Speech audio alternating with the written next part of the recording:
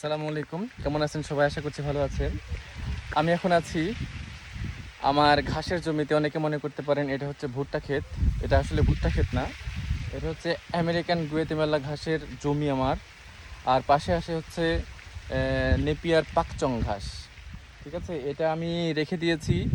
এটা আরও জমিতে, এটা যেহেতু অনেক বেশি প্রোটিন সমৃদ্ধ ঘাস, যার কারণে এইগুলো বীজ হিসেবে রেখে দিয়েছি। কাটিং করব, কাটিং করে অন্যান্য জমিতে লাগাবো।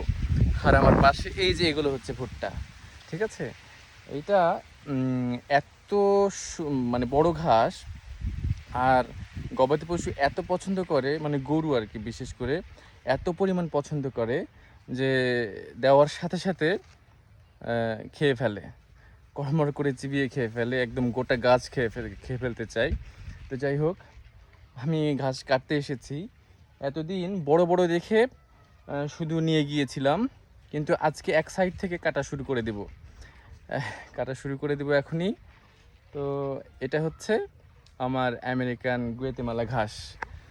অনেকেই জিজ্ঞাসা করেন আমাকে, এর আগে পোস্ট দিয়েছিলাম এটা ভুট্টা গাছ।